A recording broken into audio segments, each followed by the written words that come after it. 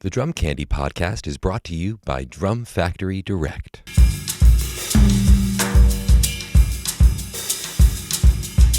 What's up, everyone? Welcome into episode 1 of season 3 of the Drum Candy podcast. This is your host, Mike Dawson, coming to you from Drum Factory Direct in Pittsburgh, Pennsylvania.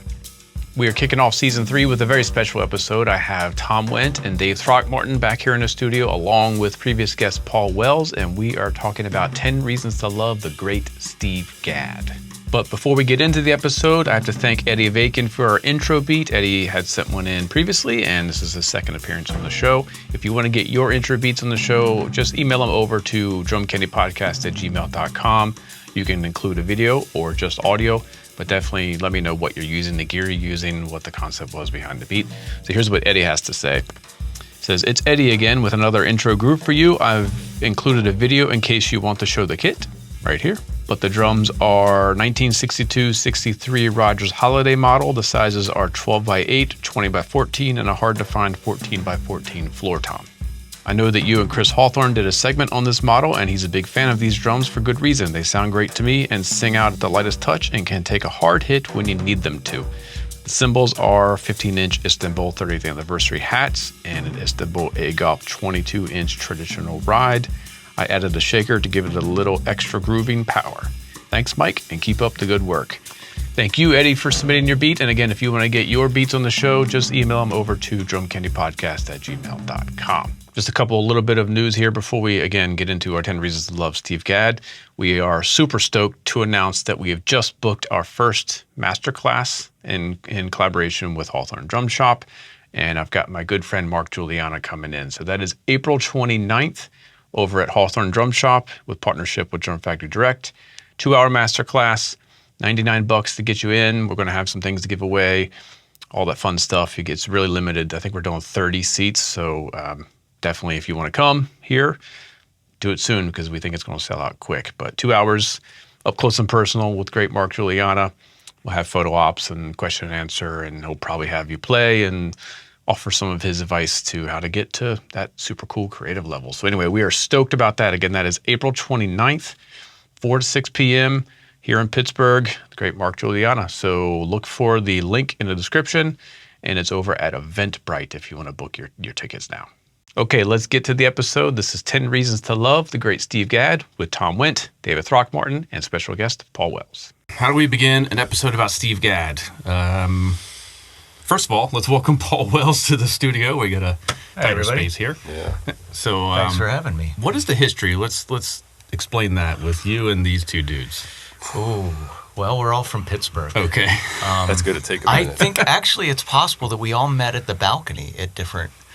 the Balcony was sort of the premier jazz club in Pittsburgh in the 80s and 90s. I met you at Foster's, Oh, actually. Yeah? That's the okay. first time I talked to you. So we had a mutual friend, the drummer H.B. Bennett, who is a very busy working drummer in Pittsburgh. And he was sort of, well, I guess a mentor to both of us, really. Yeah. And in different ways. But you had met him separately because I think your dad knew him. Yeah. And we kind of met through HB and then became friends. And I met Throck through you and PT, but I think more through you at the time. Okay. Yeah, I feel like the first time I remember talking to you was out behind the Balcony. Yes. Is that right? Absolutely.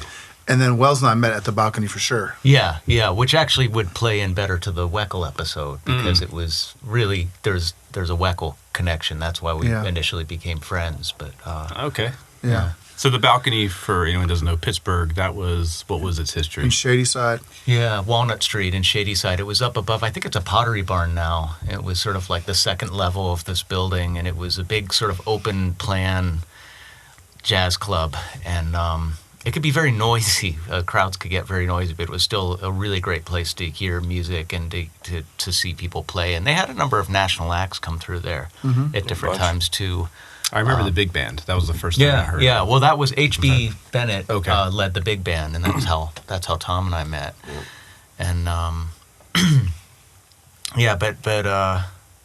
lost my train of thought. Well, we're talking about Steve Gadd, so yeah, let's well, get into it. Steve would.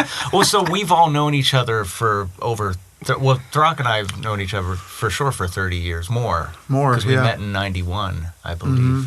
And we must have met around the same time. I think I met you in 92, I think. Yeah. So, yeah. Well, happy 30. Hey, man. 30 years. Here we are. But for Super young Gadd, then, man. I was 14 when I met Paul. Wow. Yeah. I was 17, I think. Yeah, I would have been 17 as So, well. as far as with Steve Gadd, I would argue that he's the most influential drummer, not named Neil Peart, of the last 45 years. How would you guys feel about that? I'd say that guys like Neil or Ringo or maybe Buddy Rich too are people that would maybe be more influential to start people playing drums. But I think once you get serious about playing drums, maybe that's the point where Steve Gadd becomes one of your most important people. Okay. I feel like the guys I grew up, I mean, I heard a lot of different styles of music, but the guys I heard and got into really young, they were all coming out of Gadd. Mm-hmm. Like Gadd was the kind of the predecessor to all those guys, the Weckels and Vinnies and Right.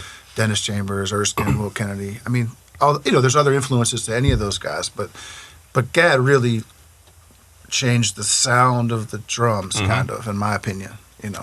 Yeah. Absolutely. Which I think we're going to hear it. Go ahead, Tom. No, I was going to say, I'm a little different than these guys because I kind of came to Steve Gadd after I started playing drums and got into music. I was sort of already into straight ahead jazz stuff, but before I sort of, got into Steve Gadd. So it's a little bit different. I think for a lot of drummers, he's kind of like their foundation, which is totally cool. It's a great foundation to have. But for me, it was a little different.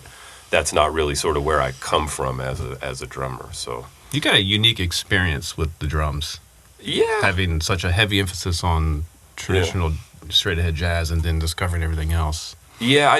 That's how it's funny how all of our musical lives sort of come together. It's different for everybody. I think that's what makes it so cool. For me, I just got into that music. I would say you were kind of a bebop head almost by the time I met you. Oh yeah, for sure. Certainly in high school, you were like definitely, yeah. deep into straight ahead But I love jazz. Steve Gadd. I mean, he's amazing, and he was a great jazz drummer. I mean, he was killing. So Still is. absolutely, Yeah. yeah. Well, we're going to start with one of Paul's picks, and this is a record I didn't know. 1973, Joe Farrell, Hurricane Jane, off the record Penny Arcade. Oh wow, yeah. Why did you pick this record? It's early Gadd. He's still a little raw in some ways, not quite as refined, I think, as he would become by the mid-'70s. But also, it could be due to the music that he's playing and the way he's recorded. This is pretty much every CTI record was recorded at Rudy Van Gelder's. But in the 70s, when Rudy was getting kind of a different sound than he got in the 50s and 60s, he had the drums more isolated. Yeah, he built the booths. He built the booths. He had the front bass drum front head off of the bass drum. This actually sounds like maybe the bottom heads might be off the toms too, but it's actually the same Blue Sparkle Gretsch kit that he got in the 60s, and a lot of guys like Mickey Roker and Billy Higgins did a million records on Blue Note and Verve and labels like that on this exact same kit. And I think it's cool to hear Gadd, because he actually specified in a Modern Drummer interview, somebody asked him about, well, do you think you have your own sound? And he specified, he said, well, every CTI record I did, I used Rudy Van Gelder's drums. So if I have a sound, it doesn't really have to do with the drums specifically. And it's cool to hear him playing a kit that a bebop Gretsch kit, and not, the kit, like the recording custom kit or something that we associate him with. But I also picked this because this has some cool solo breaks. And you can really hear, even though he's playing, it's kind of like funky fusion, you hear right away the influence of bebop and the bebop drummers on him. You hear Max Roach language, you hear Philly Joe language, you hear Elvin Jones language, like licks directly copped from those guys. And I think it's cool. I love tying somebody like Steve Gadd, back to his influences and how it ties into the music that has influenced me as well. So that's why I picked this. So this is the excerpt from 2 minutes and 50 seconds.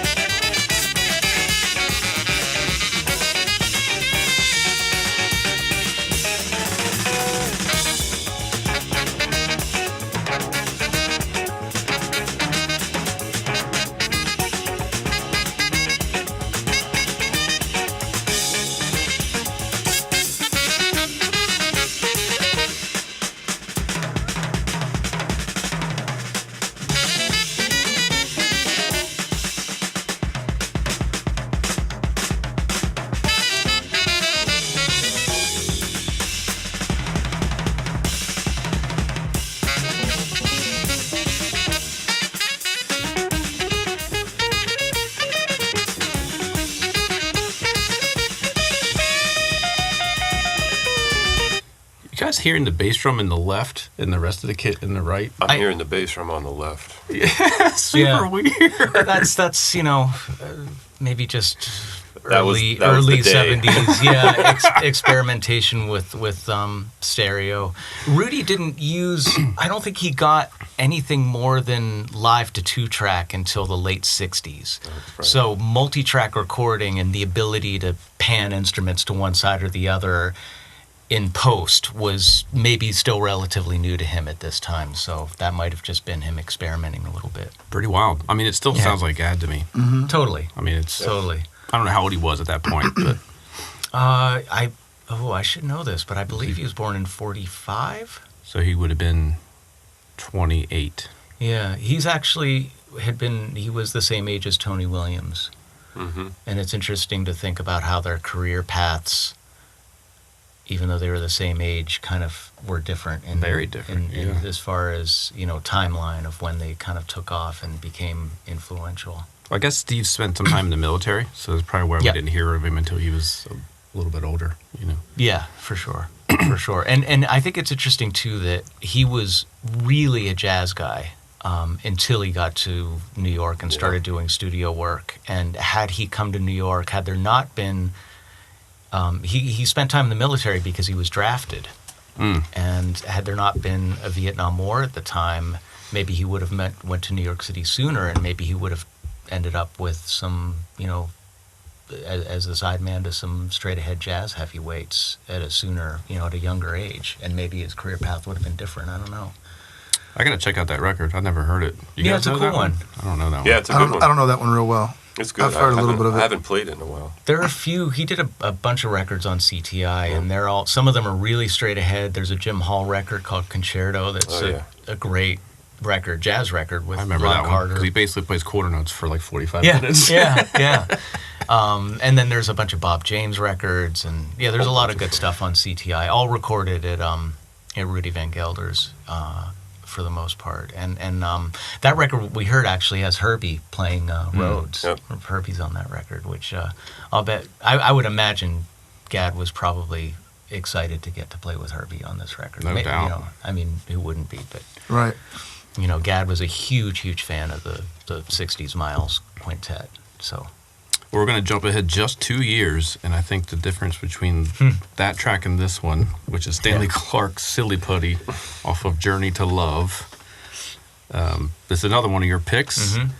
I'm just going to say that when I heard this track, it made me laugh and made me ask, how many adult films do you think Steve Gadd has been the drummer on the soundtrack? Because it sounds straight out of... I'm like, I haven't heard this kind of music before. this one's from the beginning, though, isn't it? The time. Oh, yeah, beginning, yeah. Yeah, because the intro is, his sound. This is one of the earliest examples, I think, where you really hear him. Like, this is the Steve Gadd sound starts to become really crystallized. Also, I just think the feel on this is remarkable. I think it's really funky. Super funky. Let's check it out.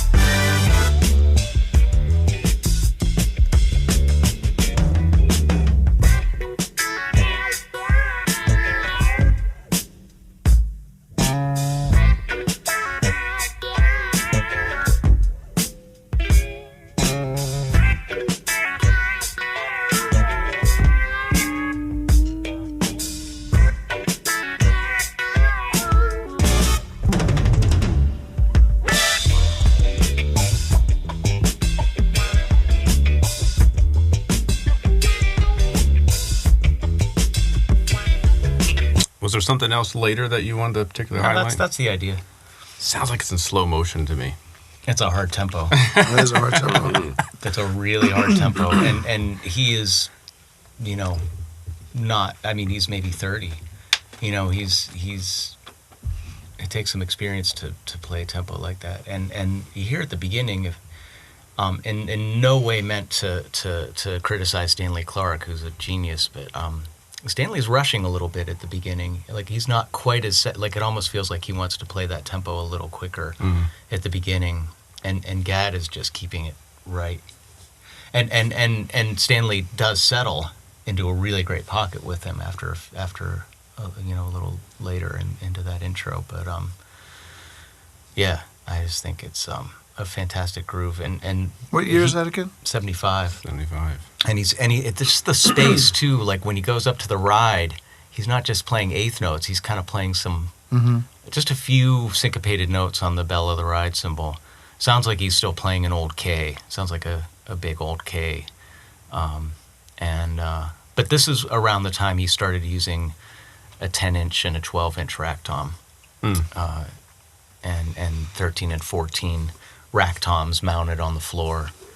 And that's, you know, I mean, this is right around when 75 is right around when he started doing that.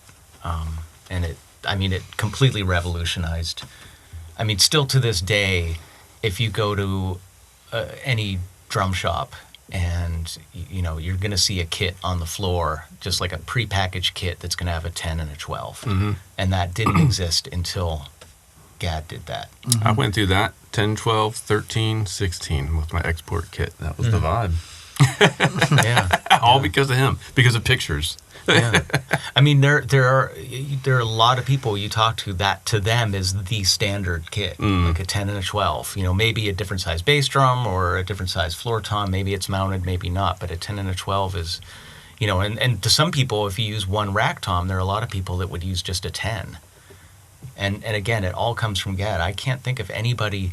The only people that were using a 10-inch rack tom would be if they also had a 6 and an 8 and a 12 and a 13, etc. You know, like a big set with every size tom. But I don't think anybody, actually, until you get way back into like the 30s, and you'd have drummers maybe using a 10 and a 14 or something, and like a, you know, Yeah, maybe it's totally different. Yeah, like Swing Arrow or even earlier, you would see that size.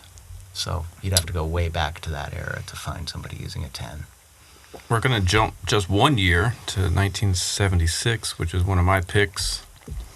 And I think this is ground zero for what we think of modern fusion music. I almost picked this track. Yeah. I feel like before this, it was very muscular. It was Lenny White. It was Billy Cobham. And before that, it was a little bit more avant-garde with DeJohnette and Tony. But this, I will argue, I didn't live during this time, but this established what Weckl and Vinny and Dennis and everyone else would do. And it's just this track. I don't like this record except for the track Night Sprite. It's my opinion. But I just wanted to highlight the solo section because I think it's just perfection. So this is 3.5 minutes in the Night Sprite.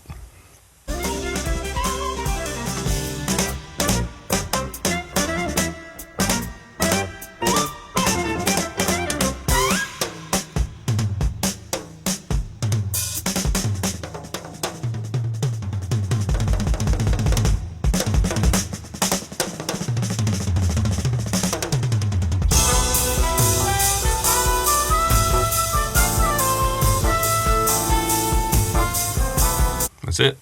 What a short solo. It says it all for me. Absolutely.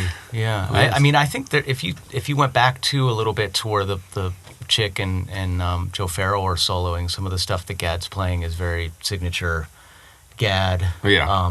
Very 16th note-y, slightly maybe mambo influenced, but with a backbeat fusion. And also the way he played the section before that, the way he was orchestrating. The 2D sort of thing? Yeah, the way totally. he was sort of orchestrating between the snare drum and the tom-toms, that to me is very, very much indicative of that style. Would you guys agree with that? Yeah. You know, playing sections like that in that manner. But I think also if you had a drummer play this 10 years previous, they would have orchestrated it very differently around the kit. Absolutely. Right. Absolutely. Yeah. Like if you had Grady Tate playing that. It would have been totally different. Yeah. Yep. Yeah, I don't have much more to say, except for I think that is the template for what we all then... It's funny you mentioned that Weckl was influenced by that. He talks about that tune and that record, and he one of his first bands when he got to the New York area was called Night Sprite. Oh, really? Yeah, one of the first bands. It was actually the band that, I believe it was the band that Peter Erskine first heard him play, and then Erskine ended up recommending him for major gigs. Or things that led to major gigs. It's all Erskine's the band fault. the band was called Night Sprite, named after that tune. Wild. I think Vinny played it on the... That's right. One of those... The Ocean thing. Yeah, the Steve Gadd tribute. So, Throck, you picked a Paul Simon track, but it's not the one that everyone thinks you would pick. So why'd you pick You could kind of pick any of them. This was a big record in my house growing up. This got played nonstop at my house. My dad would play this just over and over. And actually, we had like the movie on like a VHS too. So I've watched the movie a bunch of times when I was a kid. I just like the way I love the whole record still. I really love this record. And he plays this nice little intro, which is ridiculous. And the feel is just really great. I mean, what can you say about this guy? I mean, everything feels great that he plays. Was your dad a Gadd fan? He was a fan, but he played different than that. Like, he was influenced by some of the drummers from this era, but he's about the same age as Gadd, but my dad played a little, I don't know, a little more, an earlier style, a little bit. Danny Seraphim, coming out of like guys? big band drumming and like, I don't think he got to play enough music, like not pop music and stuff so much, you know. He had like a higher tuned thing. My dad tuned a little higher, played a little more like, I don't know, not as broken up as like what Steve Gadd kind of started. And, I mean, not that jazz drummers broke stuff up too, but my dad was coming more from the hands than like breaking stuff up between the hands and the feet, you know. So did you That hear makes this sense. as like fresh drum stuff or just drum stuff because it was played in your house all the time? Say that again? Did it sound like exciting new drum stuff when you heard it, or was it just Yeah, I mean, normal? it was all exciting to me because I was so young. Oh, yeah. You know, so I mean, regardless of what I was hearing, I was pretty excited about it, you know. I mean, I think I picked later is the thing that kind of got me more aware of like the connection of seeing him play, seeing video of him play, which made me kind of freak out. But I wasn't aware yet because I wasn't really young. You know, when I'm 8, 9 years old, I wasn't really reading the back of all the jazz records yet or opening them up and reading the personnel. But I was hearing a lot of it. So later, as I heard stuff more, I was like, oh, I remember this record from when I was younger. Whether it be a Tom Scott record or it could be anybody, George Benson or like Barbra Streisand, Guilty. Like, you're like, oh, Steve Gadd's on all this stuff, you know? Or Paul Simon or whoever. Lots of singers, just random records.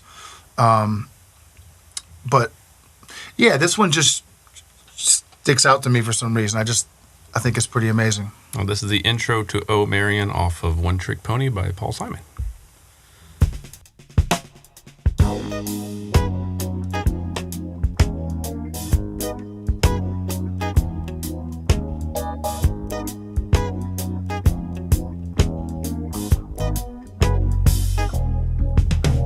The boy's got brains, he just don't use them, that's all. The boy's got brains, he just refuse to use them, and that's all. He says the more I get to thinking,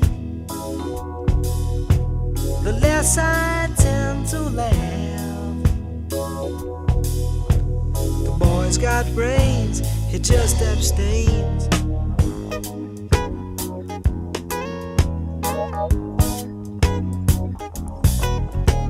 The boy's got a heart, but it beats on. The choices, dude. The Another choices. hard tempo, you know? Yeah, I Yeah. was just going to say The that. space. And that whole thing is hard. That groove is yeah, everything. try making that feel like that. Oh, you know? Yeah. And he phrases like a jazz drummer when he plays stuff. Yeah. Even those little fills, I mean, that he phrases like he's, Yeah.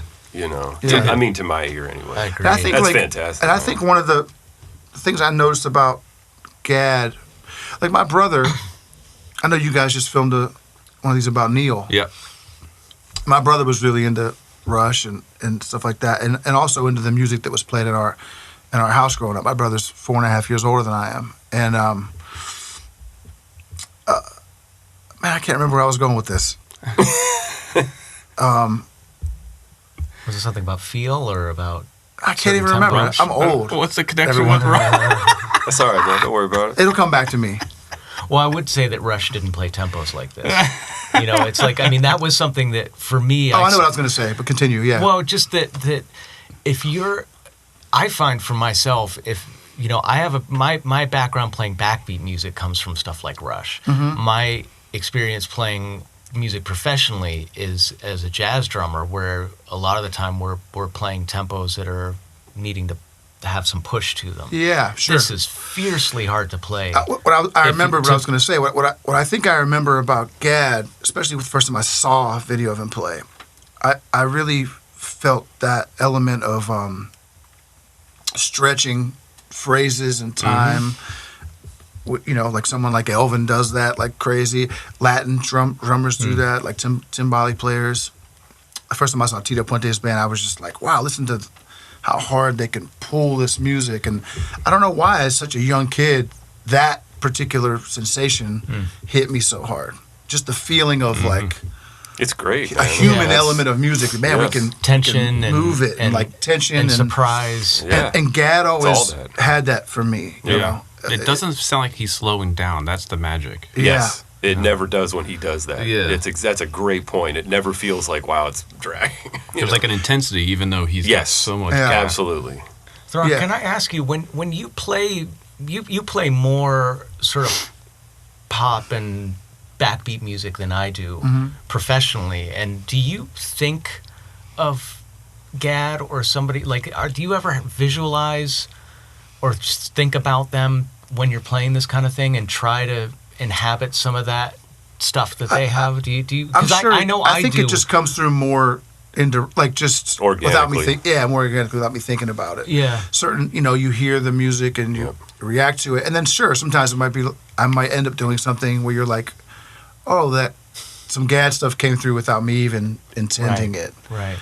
And it depends on what the feel of the band is. Like, or as you guys all know this. I mean, it just depends. I mean, but yeah, I would say the influence of Gadd, Bernard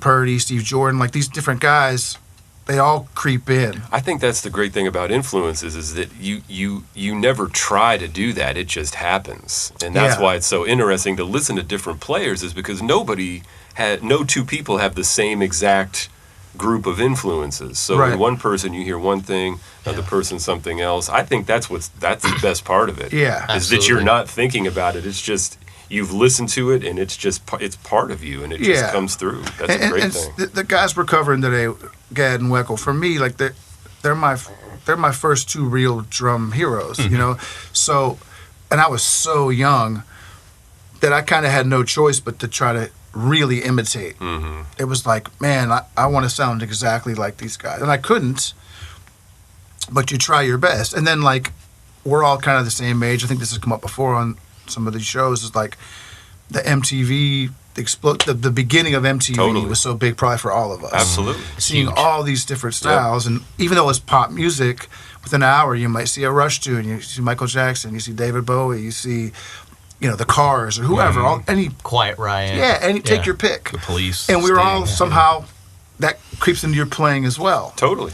So it's like, but those weren't drummers where I was like, I want to sound exactly like these guys, I know what you're saying. Yeah. But something with, like, you find someone you relate to, and you're like, man, I want to find everything I can listen to of this drummer, and really try to figure out how to get it. So these guys were like kind of my biggest teachers in a way of just figuring out how to work, how to make the drums work, how to make the drums speak. Mm-hmm. Did you play along to that Paul Simon record? Maybe a little bit. I can't remember. It's so long ago. Yeah. I mean, I remember playing along to records. I don't remember if I ever played along to that one. Like, this is a unrelated. Who plays drums on "Give Me the Night," the George Benson record? Ugh. Do you guys remember? Gosh, I don't. Like it could be Gadd, it could be Harvey, it could be someone it else. might be Harvey. I can't exactly remember. I should know that. I do remember specifically being in the dining room of my house as a kid. I remember the drums were set up in a corner they normally weren't set up in. My dad had this gold Premier kit. And I remember he was listening to that George Benson record. And I was kind of playing along, but I knew I had to play like really quiet or he would be mad, you know? So I was kind of just playing on rims and like, and then I remember my dad, that was the first time my dad ever like said something like really like super complimentary to me. He came in, he was like, "Oh, you sound really nice playing along with that." And I was like, wow. My dad thought I did something cool. And that was huge. It was like, man, maybe this is going to work. That's great. You know? That's awesome, man. I definitely played along with Night Spread. I remember distinctly playing along with that, and I definitely remember distinctly not sounding good. That was one I might have tried once or twice. It's like, screw this. I'm moving back to some James Brown record or something. Oh, that's hard too. Yeah, I think I was somehow smart enough. I'm not saying you guys weren't smart enough. I was somehow smart enough as a young drummer when I would think that is what you're saying. When I would play along with stuff. Passive aggressive here. No, I would always try to. I was always kind of aware of like, I don't know how to do that yet. Let me try to play along something I might have the high success rate of. Yeah. So I'm just being really straight kind of grooves for a long time. Yep. And then eventually you're like, okay, let me try mess with this harder stuff. And you're like, man, I still don't really understand what's happening. But it's, you know, it's a process. Well, the next one we're going to back up 2 years to Chick Corea Friends record. This is one of your picks, Paul. This is One Step. Oh, thank you, man. So why'd you pick this one? This was the first record that the first thing I ever heard Gadd on knowingly was sorry about that. that's okay. Was the first thing I heard him on was Asia, Steely Dan, and it was just because I started reading Modern Drummer at that time, and it just seemed like every single Modern Drummer, somebody in some article referenced that tune and Gadd solo. So I thought, well, I better check this out. And We're going to end with that, by the way. Oh, good. Okay. Foreshadowing. I liked it, but it didn't quite hit me at the time yet. Like, I knew it was like, okay, this is pretty great, but I don't know why there's that weird synthesizer going on, and I don't know. But I got this record. I bought it from Record Rubble. Yeah. From our friend at Record Rubble. So did I. And you introduced me to this record. Really? Okay. Yes. This was the first man. Steve Gadd record I had. I got this around. One of the nicest men ever. Absolutely, yeah. He's a little rough. Yeah, he was not. Well, anyway, so I'm thankful for him though. We all got so much music there, you know. Yeah. So he, I guess I got this. I was maybe in 8th grade, 7th grade, 8th grade, and something just connected with me with this record. It's very stripped down. It's a pretty record. I love the melodies. Chick plays a lot of Rhodes, but there's a lot of straight ahead swinging stuff on this record. It's a mixture, but there's more sort of bebop than you would hear Gadd play. I remember when I got this and put this on, and this is the first tune. And I remember loving it. I was like, man, he sounds great. Yeah, I think he's swinging on this. I mean, before I got this record, I knew him from like Late in the Evening. Mm-hmm. Like I knew that was him on that.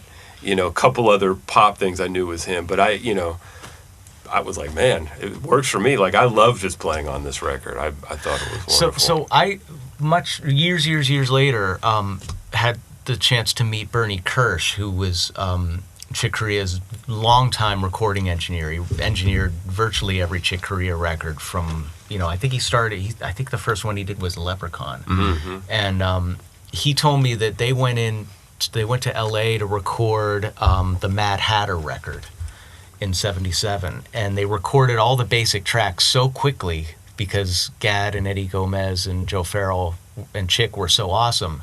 They booked like 2 days in the studio and they did everything in one day. So the second day they were like, hey, I got some other tunes. And that turned out to be the Friends album. Oh, wow. The same recording sessions. I didn't know. Yeah, as Mad Hatter, but it's just a bunch of sort of simpler tunes.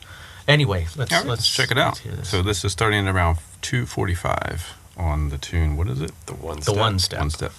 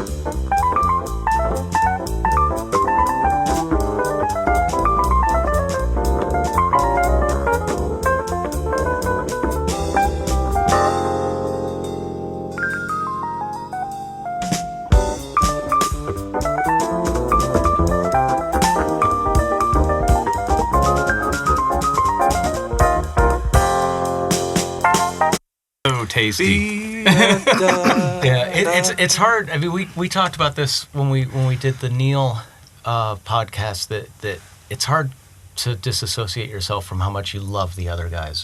Too, like, I mean, Chick's playing on this record is That's beautiful. It's unbelievably great, and Joe Farrell. I mean, it's just I mean, a lot of my love feels is so for the relaxed too. You It know, does. so much control. That's what Yeah. hit me about this track. When he's playing that little shuffle on the, I was like, man, it's just, it He has kills this that, yeah. beautiful just feeling. Like, Yeah. that's that. Yeah, I like Yeah. that, you know? Also, it's hard to play a shuffle and interject fills It's- without yeah. completely letting the Losing shuffle the- feel yeah, collapse. yeah, absolutely. And Gadd is really, really great at that. Roger Humphreys is really great at that too. Yeah. I mean, I learned a lot about playing shuffles from Gadd and Roger and HB actually too. Yeah. Since we mentioned him earlier, this was a pivotal time for me to, like, I guess, learn to play things that Are a essential. professional drummer needs to know how to do. You know, for me, and- man, this record was sort of my first record that Gadd was on. But my mom also around that same time bought me the Buddy Rich Memorial Scholarship concert with him. That shuffle on air. Keep the customer Yeah. satisfied. I almost Yeah. picked that one. He's wearing that shuffle out. Dude, I play that for students. I'm like, here you go. Yeah. That's what that's Especially supposed after to the feel other like. two Yeah, guys that's really- played all the notes. It's And crazy. he's just- Yeah. The fills he's playing the most simple, I mean, everything, but it sounds so great. you Yeah. know? Yeah. And it's Yeah, that he- same feeling. He always had that kind of like wise beyond his years kind of Yes. element to his playing. I totally agree You know? with that. Totally. Absolutely. Totally. You know, he's an anomaly like that. Yeah, Yeah. Yeah. I think also this record might have been the first record where I really was starting to pay attention to somebody's ride cymbal beat specifically. interesting. Like, really think about, like, okay, what is it? Because there are points where he just plays quarter notes. Yep. And there are a lot of recordings where Gadd is doing that in a straight ahead situation. But it was the first time I really kind of thought about that and, like, okay, what is it that there's something really special happening here? Yeah. And this is something I should be paying attention to. And that is something I still think really hard about and No really question. zone in on when I'm listening to anybody. His sure. sound is so definitive. Like, I think about that Buddy Rich concert. He just sounds bigger. He sounds bigger and more defined than Vinny and Yeah, Michael. it's like a It's like a wine They're that's like- a little aged a little bit. it's age. like It's more crisper. seasoned and more mature. Exactly. It's interesting too because he's a very small guy. I Yeah. saw him recently and spoke to him a little bit and was struck by how he has enormous hands. His, like, this part of his hand was like enormous, and the rest of him is really a small. Yeah. It's like John a small Bonham, similar guy. thing. All Yeah. arms. Yeah. Did I tell you guys I teched for Gadd on a session? No. No. On a D. Miola record? Really? Wow. And D. Miola brought in a Yamaha kit that looked like it just came from Guitar Center. Factory heads, and he said, nobody touched the drums. So the engineer called me, he's like, you got to get in here. These drums sound like hot garbage. So I had like 10 minutes before D. Miola got there to just, what would Gadd want out of a 10-inch tom? What would Gadd want out of a floor tom? And got it. It sounded like crap. And he came in, hit him, kind of a little bit. 12-inch rack tom was like, never played the 12-inch rack tom. But the 10 and the 14 sounded like freaking Gadd as soon as he hit it. Yeah. It was unbelievable. Yep. Touch. And I was in the room. It wasn't like there was any mixing magic. It was Yeah. like, Hey, there's some, I mean, we've talked about it at It's a in- bunch. it's in the There's hands, there's some yeah. That's just what it is. It's you. It's crazy it how was a that comes through. Peisty, like, you know? like a 2002 ride cymbal. And he Really? still got that sound out of it. He No, didn't have his own I've heard cymbals. guys do that. Yeah. Yeah. I've heard guys do that where they're playing different cymbals and you're listening and you're like, it just sounds like them. Yeah. You know, Hard to believe. it's kind of amazing. Yeah. I think actually we are all capable of that. We all do that. We just aren't always aware of it. And, it may not be particularly good, but we all sound like ourselves Yeah. no matter Oh, it's what totally we sit true. down, Yeah. whatever kit we sit down No, that's on. very true. 100%. Well, we're going to go back to your ground zero. This is the Grover Washington. Oh, yeah. Why is this link not opening now? Is this Hang the on. video? Will the video be on the, or will you only hear the audio? When this, Just the audio. okay. Yep. Hang on, I have to get it to open up. Oh, everybody go and check the video out. Yeah, Grover Washington in concert. Is that what the video? 1981 in concert. Philadelphia. Yep. Okay, so make If sure you have an enlarged prostate, Yeah, do this 15-second Japanese ritual Awesome. before bed to shrink it yeah, almost Gad's immediately. killing on this. Well, you know their target audience for this. Yeah, yeah. Yeah. Amazing. Do you want to take a break?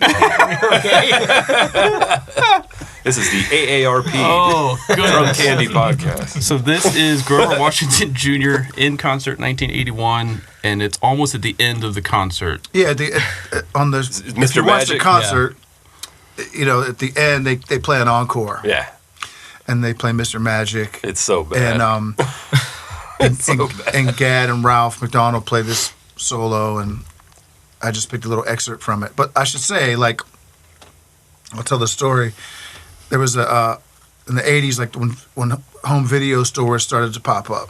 The little video store in my town was called Talkies, and it was like a mile from my house. You could walk to it, you know, and you go and rent Beverly Hills Cop or whatever, you know, Ghoulies, yeah. Rad. the Rad. VFX movie. Rad. Anyway, Yeah. so my dad rented this Grover video, and Yes, sir. man. and I remember I was in my room. I remember walking through like the room, like you had to go to come from upstairs. You had to go through the living room to go to the kitchen or whatever. And my dad was watching some music video. I remember, and I was come through a couple times. Then finally, I was in my room. Who knows what I was doing? Probably looking at like baseball cards or something. And my dad's like, "David, come down here." So I come down the steps. He's like, "Watch this," and he played me this drum solo. That's awesome. And this literally was the moment that like How old were you? I was young. I don't know exactly. 10? I mean, maybe 10, maybe 9. When did home video wasn't? It was. I mean, it could have. I mean, it could have been a 82, couple years it could have after. been 85. Yeah, I mean, but I was young. I'm 10, 11, Yeah. Okay. Wow. and I saw this solo, and I just was like, "Oh my God!" Was this before or after the dining room jam session? After. But again, I'd never seen video of Gadd, you know, and to see him play, I was like, "Oh my God!" So there was a long period where I would walk up there to like, you know, you have to return the video to the store, and I would just get out the $2.12 and re-rent it. and re-rent it. Re-read it. Yeah. I think eventually they just said, "Just keep it, kid." You know? And this was it. And then shortly after, there was a music store in town that had the you could rent the up close, the first DCI video. So I just would watch these You know, nonstop. those videos, I was looking at an old Modern Drummer recently. They were where expensive. They were like $100. Yeah, really? The early ones DCI were really music expensive. videos were unbelievably. I remember they And were you know, $80. to buy like, you know, Beverly Hills Cop on VHS Oh, it was in expensive back then, 1983 too. was like $80 Yeah. or $100. It was a real like luxury item Yeah, for sure. at So- the time. Yeah, this made me take this path of wanting to really. All right. I already wanted to play, but this was like, okay, It's I all want to your Steve Gadd. fault, Grover Washington. Here we go.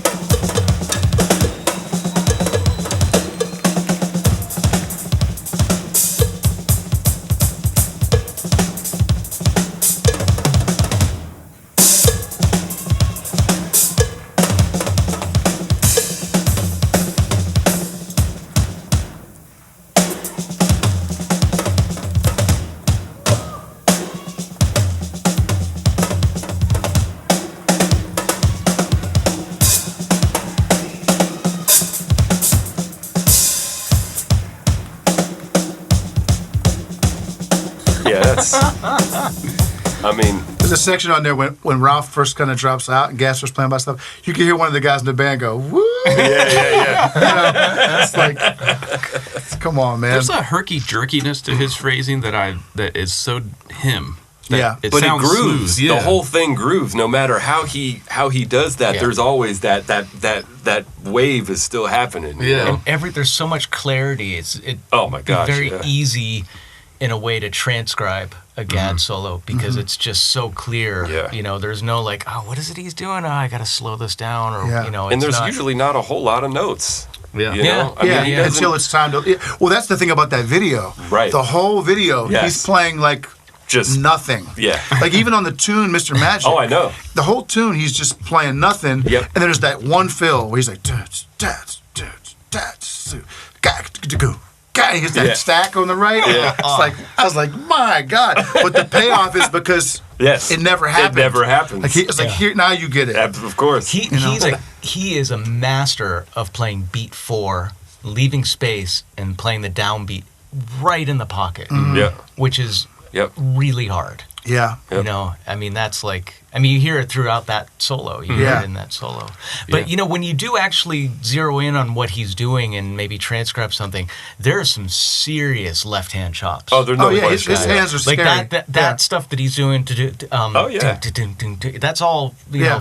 know, 16th note Yeah. triplets with Yep. the left hand, like a lot of left-hand doubles, Well, man, super he was, clean. you know, his background, he had great hands. I mean, he Yeah. came up learning corps. all that stuff. you know. serious drum corps hands. Yeah. Yeah, all you that guys seen his- already flam stuff. It's Crazy Army, that he's bad, stuff, man. you know, what he I mean, plays. His hands still are beautiful. I mean, Yep. just Yeah. complete Yep. control and I think a lot of his sound comes from doing that. Oh, no and question. From the way No that his question. hands are A lot of butt kinda end. open. He plays butt end Yeah. a lot. Well, he played butt end. Actually, this is a good time to show my prop. that I Oh, brought. shoot.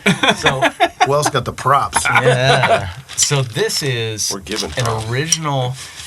This is the original version of the Vic Firth Steve Gadd Yeah, let me see the- model drum let me see these stick. bad boys. So this did some background. This was This the is my pair. Christmas present, bro. or Well, what? I wish. No. I just sold a drum set for you. This was I might be taking these. this was the pair that was sent to Modern Drummer for review in 1982 when they first Amazing. came out. Are they and- heavy? No, they're kind of light. They're light. So wow. the stick was originally a copy These of. are dope.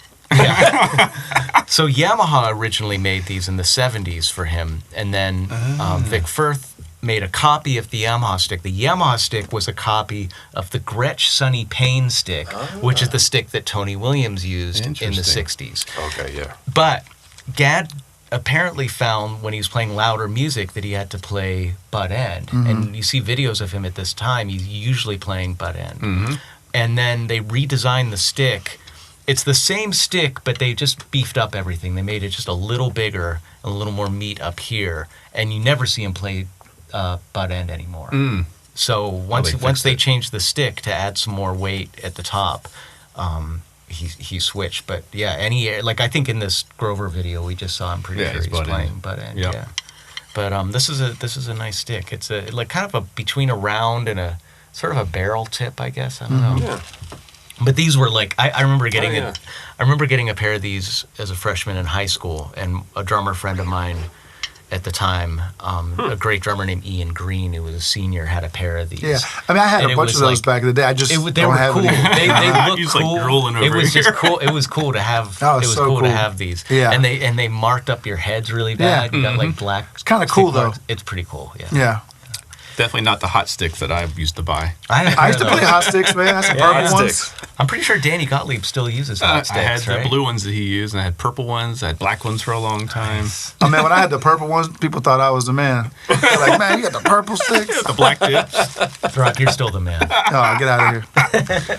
I need some purple sticks. Oh, shoot. All right, we're going to move to what I think. This is the only record that I still go back to. It's your pick, though, but I listen to Chick Corea 3 quartets on regular rotation. I still think it's a perfect record. I have a signed by Gadd. I have a signed, like framed 3 quartets in my living room. No kidding. Yeah, I got to meet Gadd finally. I don't know how long. I'll send you that picture. You know. Yeah, he signed it for me, and yes, 3 quartets is something else. I think it's perfect, top to bottom. Yeah. It's a great And record. you and I would. I was going to pick this exact same chunk, so I'll let you explain why you Oh picked it. well, it's just one of his greatest solos. It's I mean, as he said, the whole record is spectacular, and it's a really big record for fans of Michael Brecker as well, because he plays unbelievably well on it. But I mean, we were just talking about those left-hand triplets. I mean, he starts the solo off doing this, and it's just so, it's, I don't know, I mean, it's, if we're talking strictly technique, it's so clean, and I mean, I've been practicing this exact thing to try to get somewhere near where he can do this, and it's really, really hard. But then he gets into this, it's just a great solo. I don't know, it's and you hear there's certain things he does that are still, again, coming out of bebop phrasing. Bebop sort of rhythmic ideas. Yeah, I mean, and all these guys are coming from that, you know? Yeah. The guys in the band, you know? That's true, right. And also this is around the time his sound started changing a little bit, because, I mean, this is around the same time that One Trick Pony came out. Now, by this point, he's using Recording Customs, and he had switched to using originally Evans blue hydraulic heads, which is also what he's using on that Grover Washington video. And it's still that Gadd sound. It's still the sort of sound of a 10 and a 12, but it's a more mellow, contained sound, which was, you know, all the rage in the studios. You know, as less sort of overtones and harmonics happening, the better. I think this record sounds perfect, and you does can hear how really choked sound his great. snare wires are too on this. Yeah. They're really He choked. definitely tightened the snare wires. Yeah, you kind of hear, you almost hear the bottom head resonating, like sort of fighting the wires a little bit on this. All right, here we go. Buckle up.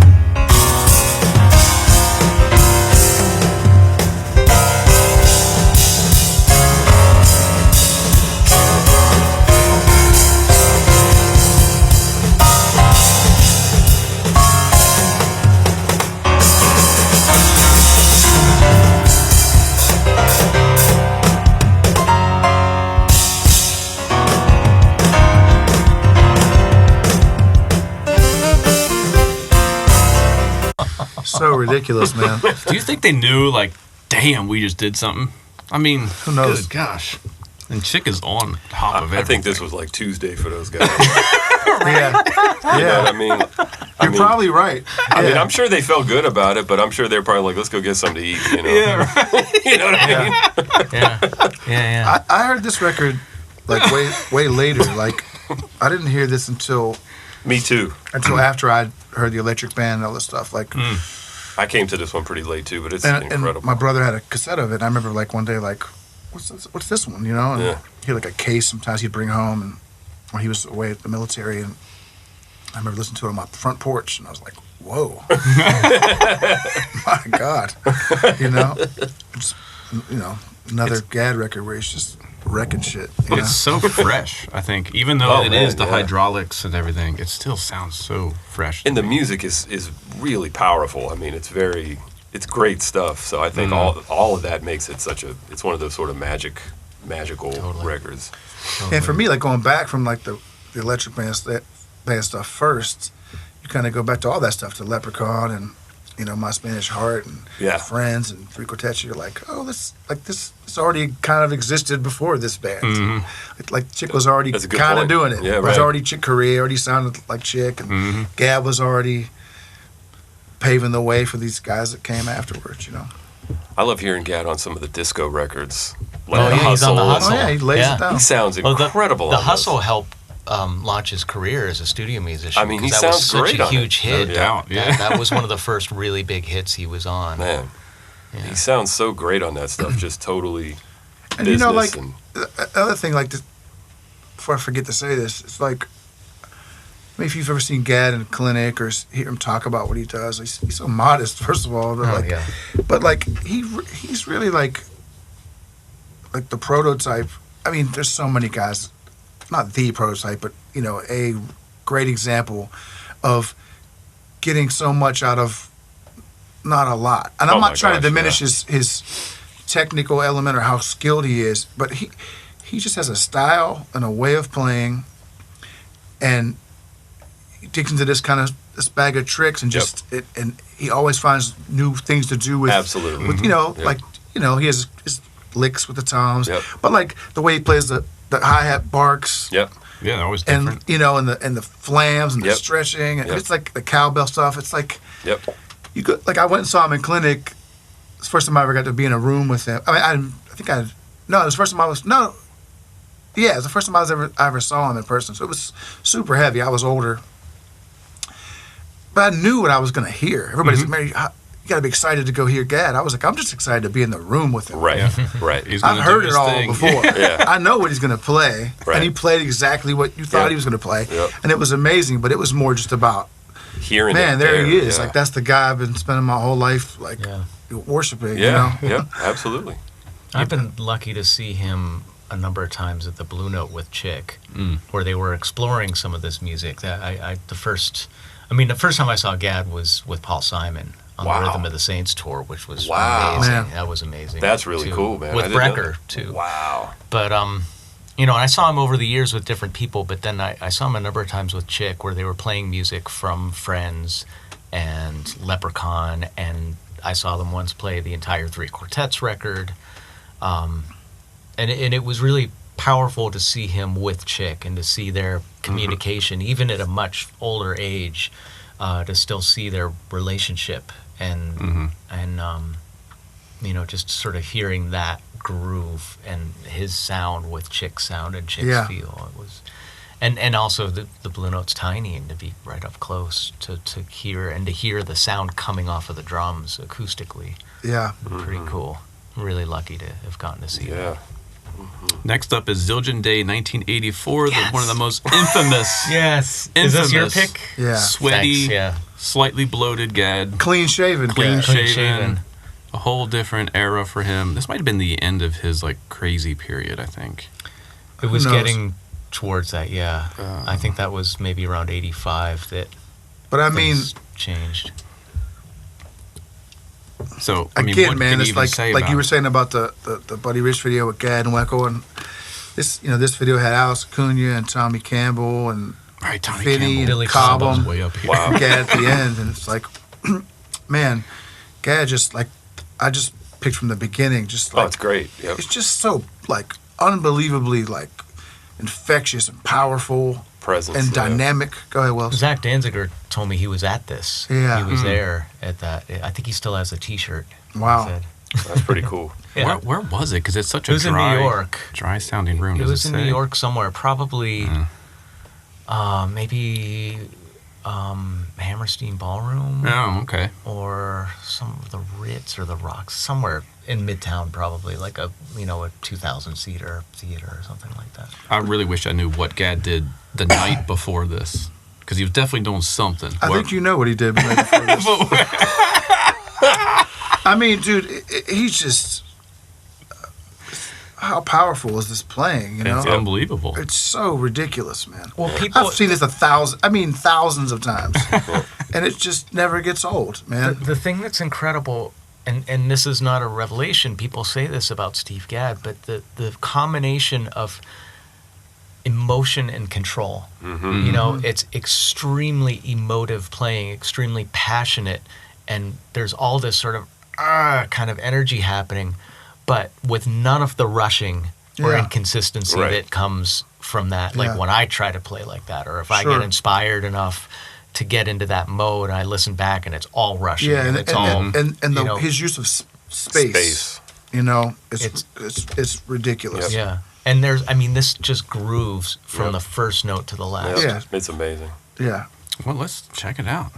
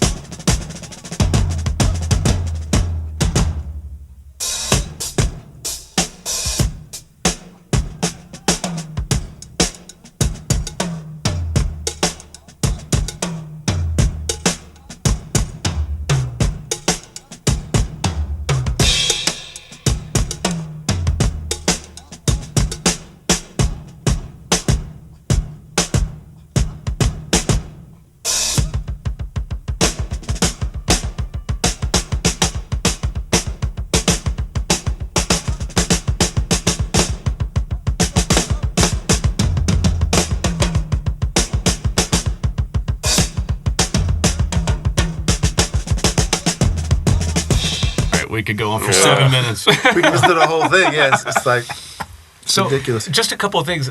I'm pretty sure that Gadd was the first person that I was aware of crashing a ride cymbal. You know, as a kid, I thought, okay, that's a ride cymbal. You play it, ding, ding, ding, ding, ding. Maybe if you're really feeling like a hot shot, you might hit the bell. Well, I mean, all the jazz guys were crashing bicycles. I wasn't listening to You were those listening guys to the first yet. person you heard do it, The you know? only jazz guy I really was checking out at that time would have probably been Buddy Rich and maybe Louis Bellson. And they definitely crashed on the ride, but I wasn't aware that that was Sure. what they were doing. And this is the first, you know, like he has a ride and a crash. Well, he has that other And symbol then he that never other hits. little that he never hits. But he's crashing the shit out of the ride. Yeah. And I just thought like, oh, that's cool. Well, there's that thing later in that clip where he's like, bang, he hits those two cymbals, and you're just so waiting for like intense. the drums to explode. Yeah. And it's I mean, it's loud as all hell, but it's amazing, you know. Yeah. You know, I mean, that actually, just not to geek too hard on gear, but, you know, Gadd was the first, he really put, or he certainly helped put Yamaha on the map as a of course. drum company. You know, Al Foster was their earliest endorser, I believe, and Harvey Mason, who left, but, you know, Al's still with them. But Gadd started playing them around 77, I think, and I mean, if he was playing his earlier kit, you know, if you look at his kit, there's only a few pictures of his kit in the 70s. Pearl toms, Gretsch bass drum, and like he had flat bass hardware, you know, like little Ludwig stands probably. If he tried to play like this, the stuff would have fallen over, Yeah. you know, and I think like maybe he was in some ways like, okay, I'm comfortable on this. I can lay into this stuff because I know it's going to hold up, which is kind of cool. You know, modern drum equipment that doesn't break, that doesn't fall over when you're playing it. I love that he's on a big drum event and the drum heads are old. There's tape Old as heck. all over them. Yeah, before we stopped that shot up through the second rack saw. Yeah, all the tape See all the marks. tape residue. It's amazing. Which has become a vibe now, but back then, I think everyone was thinking clean. Like, Yeah. make sure your stuff is. And also, man, like Gadd was the first guy I saw, like, I mean, video of like where he was cutting out the drum head like before 0 rings, and like he would pull it off the snare and put it. He does that on that. Yeah, you know? he had the 0 Tape. ring taped to the rim so that he Pull it could off pull it and put off, it and back it would on. hang there. Yeah. I did that. I did that too. Yeah. It's a good idea. He still does that. He still uses a 0 ring sometimes, and he'll take it off. What he does is now is he takes it off and hangs it on the floor tom off of a tension rod, which is also kind of cool. That's what I do with my keys. See? Well, Throck, we have one more of yours. This is 1994, Bob Berg.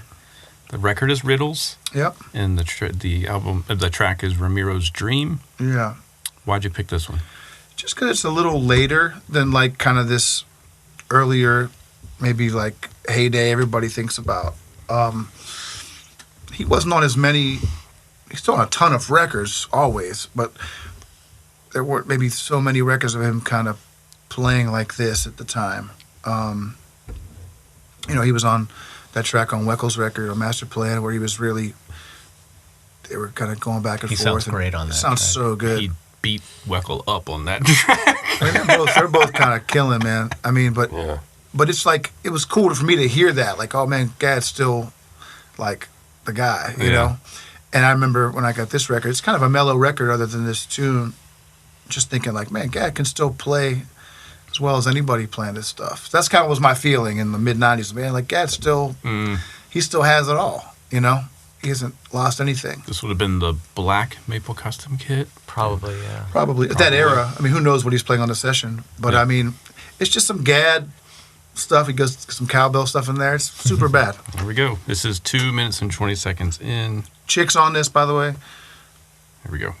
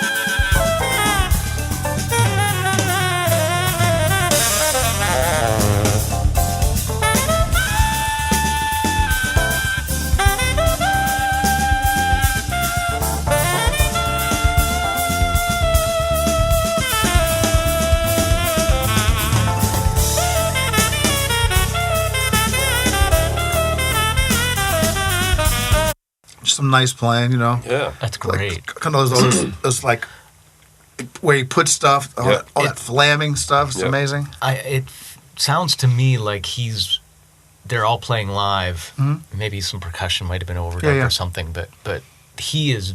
It sounds to me like he is reacting very specifically to what Bob Berg is playing. Sure. You know, Bob Berg plays something with some tension, and Gadd answers that with some tension response. Yeah. And it's, I mean, that's Gadd as a jazz musician. Yeah, He totally. was on bass because he's like. Patitucci's on bass. I was going to ask him. Because he's staying out of the way, but also getting his stuff in there too. That's great. Bob Berg sounds amazing. He's Unbelievable. killing. Yeah, he's and like incredible. some of those things Gadd plays is like in odd places. You know, it's like it's kind of like there's some stuff that could throw. If those guys weren't good players, they wouldn't know what's going on. You know? No, true. Yeah. It's like, but they know he knows what he's doing. That trust is established. Like I talk about that a lot of times with like young players. It's like, they, you know, not that any of us are above making poor choices on the gig at times, but hopefully you've learned enough over the years to make less of them. I did some last night. Yeah, but I mean, like, I think when you're playing with somebody new, Sure. it's about developing like a relationship. like a trust, like letting them know. Eventually, they know, oh, I can trust this guy. Right. So now, when he goes for some stuff, I'll just play in time through it, and it's gonna work. Where some people, they come out trying too many radical things, and then you see like a piano player. Maybe you know the guy in the gig. You're like, oh, he's not sure what this guy's doing. He's not sure if it's gonna work out. Yeah. And you have to build that over time. Yeah, you can hear it. That's what first thing ran through my head was, man, everyone is playing their instrument and the music's at such a high level. Like, but imagine being like Patitucci I mean, obviously he knows about Steve Gadd. He's known about him forever. He played with Chick forever. Blah blah blah blah blah. You know, you get the phone call. Can you do this? Get date Gadd's on. It's like, Yeah, right. of course, Yeah. nothing to worry about there. He's gonna kill it. He was on the session that I teched for. Yeah. And they both were sight reading, and it was some complex, long, like 10-page charts. Gadd was a little bit like, that's good. And John was like, no, we got to do it again. Yeah. Wow. He was the one that made him do a second take on a couple Interesting. things. It was pretty wild to see them two interact. What was the music like? Was it fusion-y? It was very orchestrated. There was a lot of loops and samples and stuff. So the drums and bass were just kind of adding Interesting. elements. So it was Wow. pretty weird. Gadd Yeah. never really got a chance to like learn the tune. He Interesting. just played it down twice, and they were like, okay, we can work with that. Wow. But the bass lines were way more intricate. So Gotcha. he had to like, wait a minute, we have to Yeah, we hit got to that. get this. Yeah. Wow, interesting. It was pretty wild. Well, we've gone over an hour, but I think we have to end with... Oh, man, he deserves it. Right? Absolutely. Yeah. Keep it rolling, man. We're going to just fade out with the fade out of Asia. I think Oh, that's the man. appropriate way to do it. Yep. Paul, thanks for your wisdom and great selections. I've man, got thank some... you. Wisdom might be a little bit of a stretch with this guy. Thanks for Hey, your man. research. I'm joking, man. Will's got And your props. tons of wisdom. I'm just busting balls. Wellsdom. Ouch. Ouch. Hey, man, old friends. What are you gonna do? Just wait till we get to the Weckl podcast. Can't be nice. Oh, it's already coming. I can feel it. He's already... Yeah, there's already going to be some. All right, here's Asia. Thanks for checking out the episode. See you next time.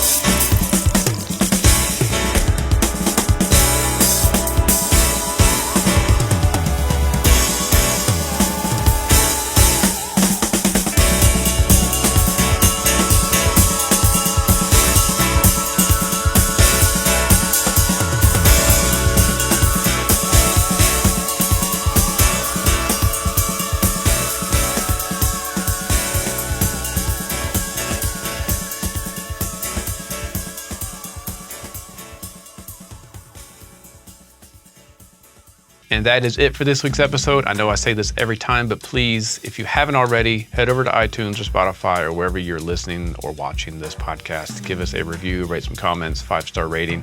If you have already done that, thank you. Thank you. Much appreciated. If you haven't, it's my one ask for you here on season 3, the episode 1. So head over, write a review, give some 5 stars. That helps this show rank higher, so more drummers around the world can check it out.